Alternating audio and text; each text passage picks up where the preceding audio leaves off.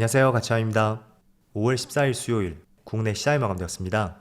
자, 오늘도 코스피 코스닥의 흐름이 굉장히 좋았습니다. 참 최근에는 별다른 조정도 없이 시장에 반등이 나오는 것 같아요. 그래서 코스피는 다시 한번 1.2%의 빨간불이 들어왔고 코스닥도 비슷하게 1% 가까이 상승이 나왔습니다. 모두 5호장에도 계속 올라가는 흐름이 나왔었죠. 그리고 시총 상위 종목들을 보면 오늘은 몇 개의 종목을 제외하고 모두 빨간불이 들어왔습니다. 그리고 반도체, 특히 SK하이닉스죠. 이 종목의 상승이 조금은 돋보이는 것 같습니다. 그리고 코스닥은 코스닥 쪽은 오랜만에 로봇 관련주, 레인보우 로보틱스가 11% 급등이 있었고 또 SM도 2% 이상의 빨간불이 들어왔습니다. 그리고 코스피의 수급을 보면 오늘은 오전장부터 장 종료 시점까지 기관과 외국인의 꾸준한 매수가 들어왔고요.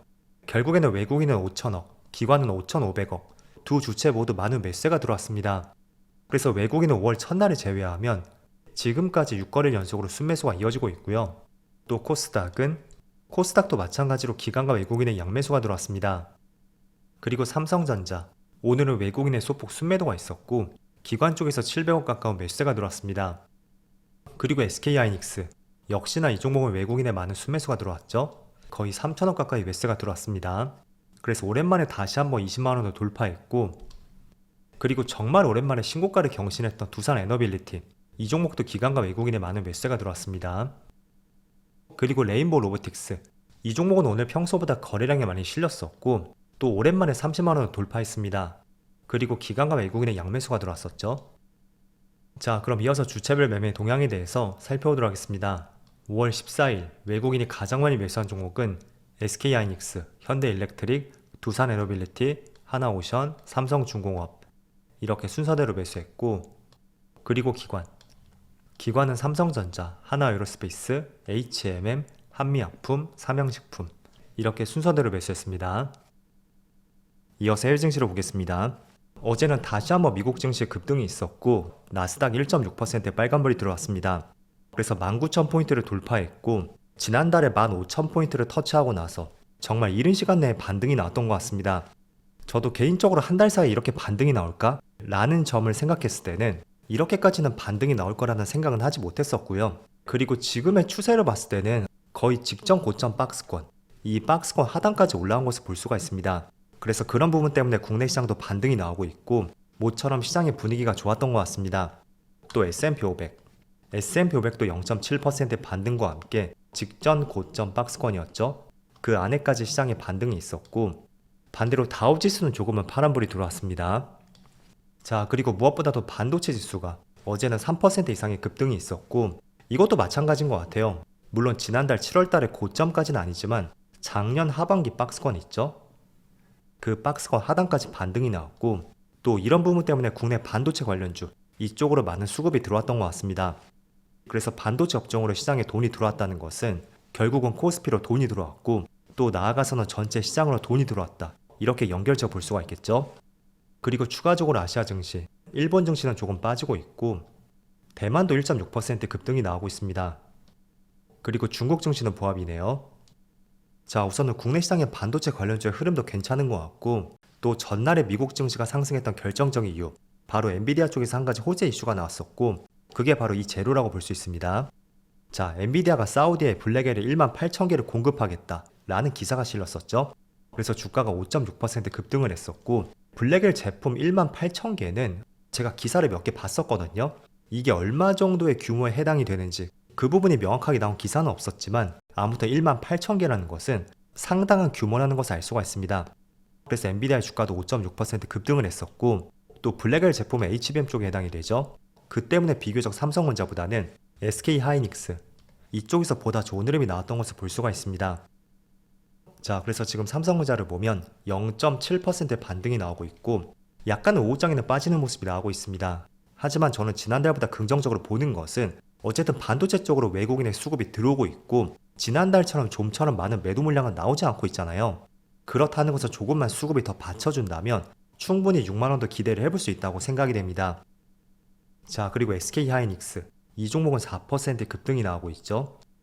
자, 그래서 직전 고점 부근 그 박스권 상단까지 주가가 많이 올라와 있고 확실히 엔비디아 이슈를 받는 것 같습니다.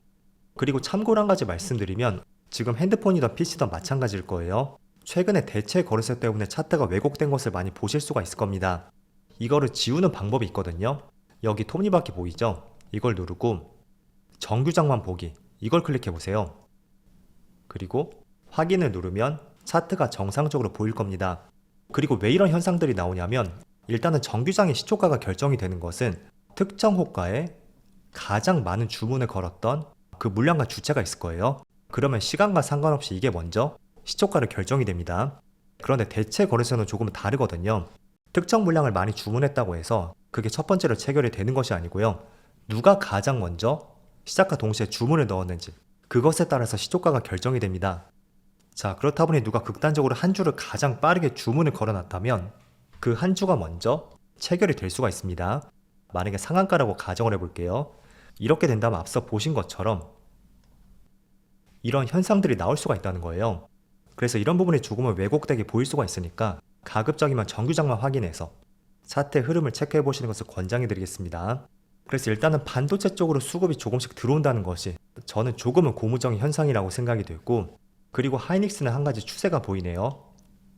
자, 지금이 조금은 애매한 위치인 것 같아요. 물론 어떻게 본다면 추세를 돌파했다고도 볼 수가 있겠지만, 저는 확실하게 추세를 돌파한 것이 아니라면 지금의 가격도 직전 고점이라고 보고 있습니다. 그래서 주가가 뭐 한 차례 밀릴 가능성도 있고, 어쨌든 단기적인 추세를 봤을 때는 아직까지는 조금 더 확인할 부분이 있다고 생각이 됩니다.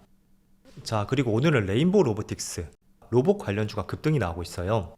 일단은 로봇 관련주가 몇 개 종목들이 반등이 나오고 있는데, 제가 볼 때는 로봇 산업보다는 개별 테마가 붙었기 때문에 상승이 나온다고 보고 있습니다. 자, 우선은 유진 로봇, 이 종목은 정치 테마주로 분류가 되었죠. 이재명 테마주로 볼 수가 있고, 그리고 7%의 반등이 나오고 있는 로보티즈, 이 종목은 개별적으로 액추에이터 공급 이슈가 있습니다. 그리고 레인보우 로보틱스는 표면에 드러난 명확한 뉴스가 나온 것은 아닙니다. 하지만 제가 유출을 해보는 것은, 자, 지금 트럼프 대통령이 사우디를 방문했잖아요. 그런데 거기에 머스크도 동행을 했었는데 한 가지 이런 언급이 있었습니다. 휴머노이드 로봇이 머지않아 수백억 대가 될 것이고, 그로 인해 세계 경제 규모가 10배로 커질 것이라는 이런 언급을 직접적으로 했습니다. 그리고 테슬라가 지금 개발 중인 옵티머스 휴머노이드 로봇이 있죠. 이거를 이번에 트럼프 대통령하고 사우디 왕세자에게 직접적으로 선보였고, 아마도 이런 부분이 있었기 때문에 휴머노이드 로봇 쪽으로 해서 이슈와 관심이 붙었던 것 같습니다. 자, 왜냐하면 작년에 삼성전자에서 레인보우 로보틱스 지분을 확보했었죠. 그래서 최대 주주로 올라섰습니다.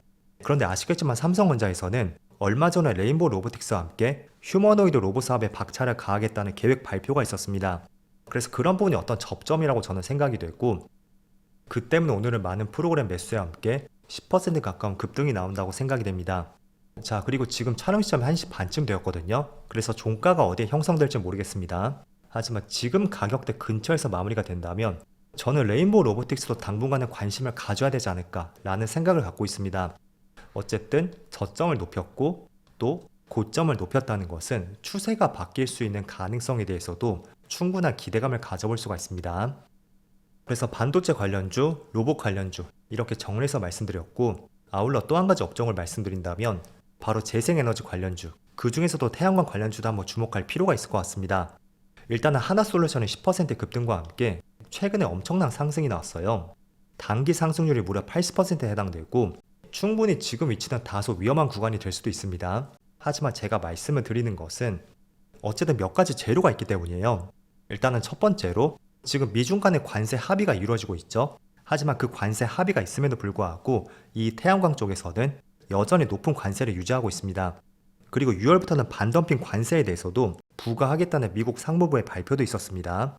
그래서 그게 첫 번째 기대감으로 풀이가 될 수가 있고, 또 두 번째는 이 재생에너지 관련 규제는 바이든 정부에서 먼저 실시를 했었습니다. 그런데 규제를 예상보다 조금은 완화하면서 태양광주에 다시 한번 관심이 쏠리고 있고, 또 국내만의 이슈를 본다면 민주당의 유력한 대선 후보가 있죠. 이재명 대표가 직접 이런 말을 했습니다. 농가의 태양광을 확대할 것이고 그걸 통해서 햇빛 연금을 지급하겠다. 이거를 실제로 공약으로 제시를 했었거든요. 그래서 최근에 이렇게 몇 가지 이유가 있었기 때문에 지금의 태양광 관련주로 관심이 쏠리는 것 같습니다. 그래서 오늘 재료 3개를 말씀드렸었죠. 그 다양한 재료들을 직접 찾아보시면서 여러분들의 투자에 많은 도움이 되었으면 좋겠습니다. 자, 그래도 다행히 오늘 코스피 코스닥에 다시 한번 빨간불이 들어오고 있습니다. 이런 분위기가 이번 주까지 계속 이어지기를 한번 바라보면서 오늘 영상 마치도록 하겠습니다. 그럼 모두 편안한 저녁 되시고요. 저는 내일 영상에서 다시 찾아뵙도록 하겠습니다. 즐거운 저녁 되세요. 감사합니다.